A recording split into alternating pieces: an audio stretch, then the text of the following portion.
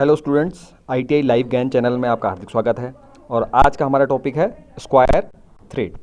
जी हाँ दोस्तों, सारी थ्रेड्स में स्क्वायर थ्रेड बहुत इंपॉर्टेंट टॉपिक है और लगातार इसको हम अपनी वर्कशॉप में बनाते भी हैं। इसके अलावा इसके बहुत अच्छे यूजेस भी होते हैं। तो अगर आप turner, machinist, fitter, welder, plumber, machine tool and die maker, इसी तरह की मैकेनिकल इंजीनियरिंग ट्रेड से संबंध रखते हैं, तो ऐसे में ये टॉपिक आपके काम का है। तो प्लीज़ इस वीडियो को लास्ट तक ज़रूर देखें ताकि आपको ये अच्छे से समझ में आ जाए। तो इसे वर्गाकार चूड़ी कहते हैं।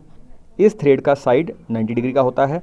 यानी इसका मतलब क्या है, ये देखिए, यानी जब ये थ्रेड बन के तैयार होती है तो ये देख रहे हैं, ये भी 90 डिग्री एक किनारा और दूसरी शेप ये भी 90 डिग्री।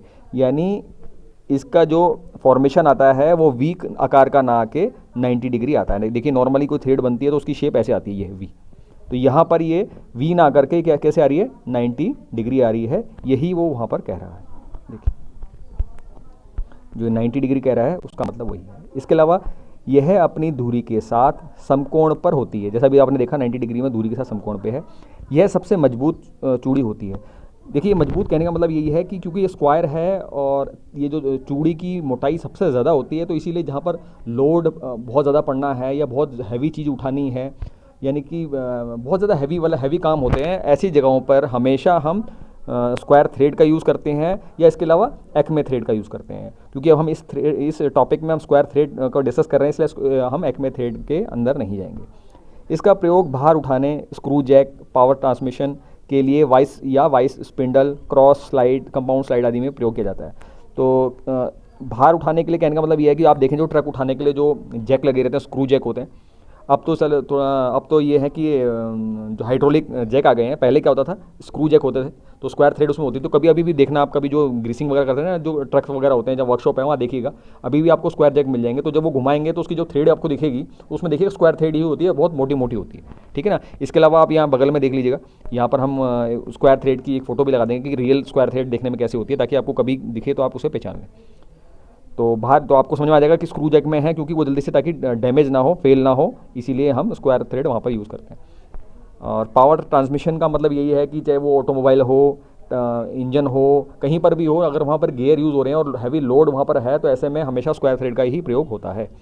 इसके अलावा वाइस स्पिंडल, यानी जो हमारे आईटीआई में बेंच वाइज होता है, जो टेबल बेंच वाइज है ना, तो वहाँ पर भी जो उसका, जब उसको जो कसते हैं हम या खोलते हैं जो उसके जॉस को, तो उसके अंदर जो थ्रेड होती है उस बेंच वाइज में, वो भी स्क्वायर थ्रेड ही होती है। इसके अलावा जो लेथ मशीन की क्रॉस स्लाइड होती है या जो लेथ मशीन की कंपाउंड स्लाइड होती है, उसके अंदर भी जो उसके लीड होती है, जो उसकी रोड में जो थ्रेड कटी होती है, स्क्वायर थ्रेड है, उसी के ब्याह पे ये क्रॉस स्लाइड और कंपाउंड स्लाइड मूव करती है। इसका प्रयोग फ्लाई प्रेस में भी किया जाता है। तो अब देखते हैं कि ओवरऑल जो इसकी मेन 3 चीज़ें होती हैं जो हमेशा हमें कैलकुलेट करनी पड़ती है थ्रेड काटने से पहले। जो होता है, एक उसकी क्रेस्ट कैलकुलेट करनी पड़ती है, रूट कैलकुलेट करना पड़ता है, साथ में उसकी जो डेप्थ है, ये तीन चीज़ें हमें निकालनी पड़ती है। और जब हम थ्रेड काटने जाते हैं तो इन चीज़ों को हमें मेंटेन करना पड़ता है। तो अगर आप ये फिगर देखें तो इस फिगर में एक बोल्ट और नट एक दूसरे के ऊपर चढ़े हुए हैं, यानी नट बोल्ट कसे हुए हैं। तो ऐसी कंडीशन में आप देख सकते हैं कि ये जो है, आप इसको नट मान लें और इसको बोल्ट मान लें। ठीक है। तो आप देख सकते हैं इसके बीच में क्लियरेंस भी है, ये देखिए हल्का हल्का क्लियरेंस है, ताकि ईजिली वो एक दूसरे ऊपर चढ़ जाए, कहीं फंसे ना। तो फिलहाल मैं आपको बेसिक बातें ही करूंगा ताकि आपको अच्छे से समझ में आ जाए। तो आप ये चीज़ समझिए, जैसे अब ये थ्रेड है, देखिए ये है ना, एक मेल पार्ट थ्रेड का मैं इसको समझा रहा हूँ। तो इसमें 3 चीज़ मेंटेन करनी होती है। तो सबसे पहले इसमें क्या है, देखिए ये क्रेस्ट। तो कभी भी जब ये थ्रेड मेंटेन करनी पड़ेगी तो हमें एक तो इसकी क्रेस्ट मेंटेन करनी कितनी है, ये कितनी होती है, ये पिच की आधी होती है, या फिर हम इसे कह सकते हैं 0.5 इंटू पिच।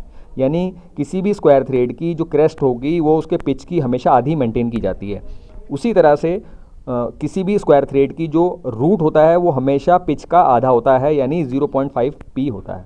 ठीक है। इसके अलावा जो किसी भी स्क्वायर थ्रेड की जो डेप्थ होती है उसे हम हमेशा मेंटेन करते हैं 0.5 पी, यानी पिच का आधा। तो ये यानी बहुत इजीली आप याद कर सकते हैं कि कभी भी आपको स्क्वायर थ्रेड काटनी है या कहीं आपको ड्रॉ करनी है, तो इजीली आपने जो उसकी रूट होगी वो क्रेस्ट के बराबर होगी और डेप्थ के बराबर होगी, यानी तीनों ही तकरीबन उसके पिच के आधी होती है। तो ये हमने मैट्रिक्स स्क्वायर थ्रेड के बारे में बात कर दी। अब चाहे वो मैट्रिक्स स्क्वायर थ्रेड हो या वो BSW स्क्वायर थ्रेड हो, तकरीबन सेम ही होती है।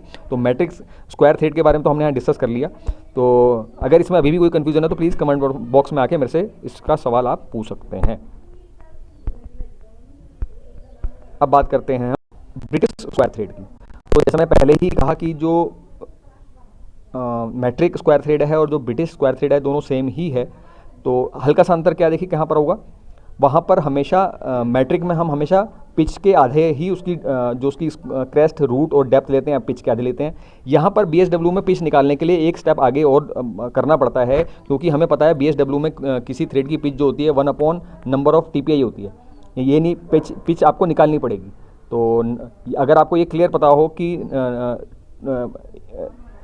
जो टूथ पर इंच उसके कितने हैं, तो वहाँ पर आप इसको फॉर एग्जांपल अगर एक स्क्वायर थ्रेड, एक BSW स्क्वायर थ्रेड काटनी है और उसकी TPI तकरीबन 12 है, यानी 12 दांते पर इंच है ना, टूथ पर इंच, यानी 12 टीथ पर इंच में उस 12 दांतें हैं 1 इंच में, तो 1/12 करेंगे, जो भाग आएगा तो उसकी पिच आ जाएगी। तो ये पिच निकल गई, बस BSW में ये कैलकुलेट करनी पड़ती है। नॉर्मली मैट्रिक में क्या होता है, वहाँ पर हमेशा वो पहले से ही दी रहती है कि इतनी पिच फाइनल रहती है, उसमें कुछ कैलकुलेशन नहीं करनी पड़ती। लेकिन BSW में क्या रहेगा, वो पिच ना दे करके वो TPI दे देता है कि इतनी TPI की थ्रेड है। तो इस TPI को क्या करेंगे, जितनी भी TPI होती है, अगर 12 TPI है तो 1/12 कर देंगे, भाग करके जो आएगा वो उसकी पिच आ जाएगी। ठीक है, अब बात करते हैं इसमें। देखिए इसमें डेप्थ और वो सेम मेंटेन ही होती है। देखिए यहाँ पर भी अगेन यही है, आप देख सकते हैं कि अगर फॉर एग्जांपल हमें कोई थ्रेड काटनी है, स्क्वायर थ्रेड, जिसकी पिच कितनी 8 mm है, तो 8 mm में देखो क्या क्या चीज़ कवर होती है। एक उसका कवर होता है उसका रूट, ठीक है, जो ये स्पेस दिखा रहे हैं कायदे से क्या है, वो यहाँ से यहाँ तक की है,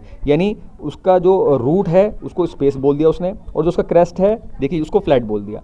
यानी अगर उसका एक पूरा रूट और पूरा क्रेस्ट जोड़ दें तो वो उसकी पिच कहलाती है स्क्वायर थ्रेड में। ठीक है, तो अगर यहाँ पर आप देख सकते हैं, इसके अलावा जो डेप्थ है, डेप्थ कितनी होती है P/2, ठीक है, BSW थ्रेड में, यानी जितनी उसकी पिच है उसका आधा। ठीक है, इसके अलावा जो स्पेस मेंटेन करना है, यानी जो उसकी क्रेस्ट होगा वो भी P/2 होता है, यानी अगर हम 8 mm की काट रहे हैं तो ऐसे में 8/2 हो जाएगा, तो यानी 4 mm उसकी क्या हो गई, उसकी रूट हो गई। और इसी तरह से जो 4 mm होगी उसकी क्या कहलाएगी, क्रेस्ट भी इसी तरह से निकल जाएगी। ठीक है, तो आप देख सकते हैं डेप्थ ये निकाल रखा है 0.5/n, तो n में 1/n = P होता है, तो यानी 0.5 × P बोल देंगे तो सेम चीज़ डेप्थ आ जाएगी।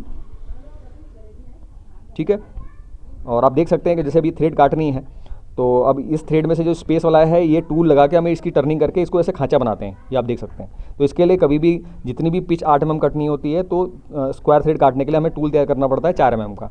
तो ये स्क्वायर थ्रेड कटिंग टूल है, देख सकते हैं। ये जो ये किनारा ये चौड़ाई कितनी मेंटेन करते हैं, 4 mm, और जो पीछे का पोर्शन होता है वो थोड़ा पतला हो जाता है। अगर आगे ऊपर 4 है तो यहाँ नीचे आते आते ये हो जाएगा 3.8 3.9 मेंटेन करते हैं। कारण यही होता है कि पीछे वाला पार्ट जॉब से रगड़ना नहीं चाहिए, ताकि इजीली बन जाए और हमारा टूल ना टूटे।